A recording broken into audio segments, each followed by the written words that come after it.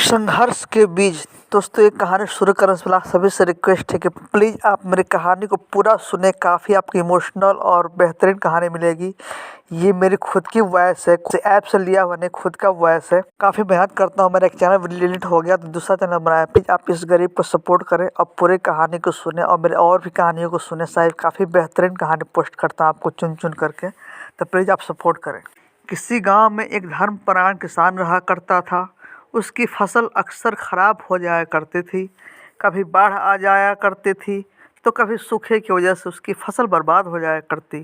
कभी गर्मी बेहद होती तो कभी ठंड इतनी होती कि वो बेचारा कभी भी अपनी फसल को पूरी तरह प्राप्त नहीं कर पाया। एक दिन किसान दुखी होकर मंदिर में जा पहुंचा और भगवान की मूर्ति के आगे खड़ा होकर कहने लगा, भगवान बेशक आप परमात्मा हैं, लेकिन फिर भी लगता है आपको खेती बाड़ी की जरा भी जानकारी नहीं है। कृपया करके एक बार बस मेरे अनुसार मौसम को होने दीजिए, फिर देखिए मैं कैसे अपने अन्न के भंडार को भरता हूँ। इस पर आकाशवाणी हुई कि तथास्तु वत्स, जैसा तुम चाहोगे आज के बाद वैसा ही मौसम हो जाया करेगा।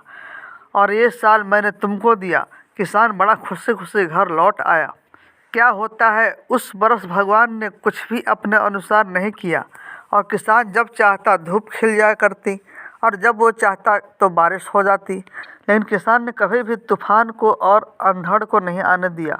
बड़ी अच्छी फसल हुई, पौधे बड़े लहलहा रहे थे। समय के साथ साथ फसल भी बढ़ी और किसान की खुशी भी। फिर फसल काटने का समय आ गया। किसान बड़ी खुशी से खेतों की ओर गया और फसल को काटने के लिए जैसे ही खेत में घुसा, बड़ा हैरान हुआ और उसकी खुशी भी काफूर हो गई, क्योंकि उसने देखा कि गेहूं की बालियों में एक भी बीज नहीं था। उसका दिल धक से रह गया। किसान दुखी होकर परमात्मा से कहने लगा, हे भगवान, ये क्या? तब आकाशवाणी हुई कि ये तो होना ही था वत्स, तुमने जरा भी तूफान, आंधी, ओलों को नहीं आने दिया, जबकि यही वो मुश्किलें हैं जो किसी बीज को शक्ति देता है और वो तमाम मुश्किलों के बीच भी अपना संघर्ष जारी रखते हुए बढ़ता है और अपने जैसे हजारों बीजों को पैदा करता है। जबकि तुमने ये मुश्किलें ही नहीं आने दी तो कैसे बढ़ता, ये बताओ तुम।